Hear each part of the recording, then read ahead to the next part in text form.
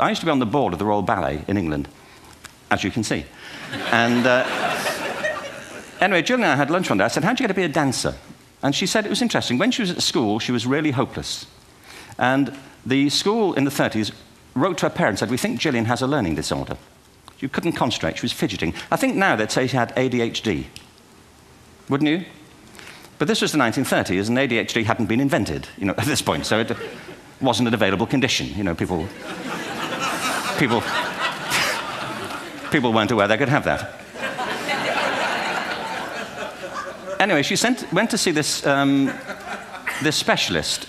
So this oak-panelled room, and she was there with her mother, and she was led and sat on this chair at the end, and she sat on her hands for 20 minutes while this man talked to her mother about all the problems Gillian was having at school.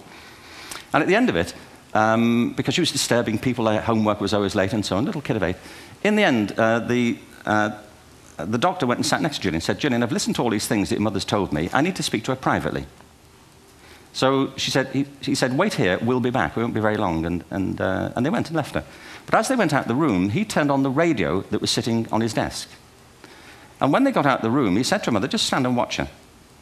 And the minute they left the room, she said she was on her feet, moving to the music.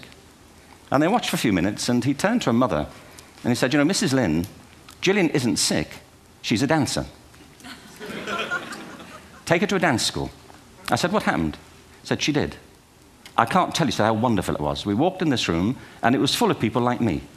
People who couldn't sit still. People who had to move to think. Who had to move to think. They did ballet, they did tap, they did jazz, they did modern, they did contemporary. She was eventually auditioned for the Royal Ballet School. She became a soloist. She had a wonderful career at the Royal Ballet. She eventually graduated from the Royal Ballet School, found her own company, the Gillian Dance Company, met Andrew Lloyd Webber. She's been responsible for some of the most successful musical theatre productions in history. She's given pleasure to millions, and she's a multi-millionaire. Somebody else might have put her on medication and told her to calm down. Now, I think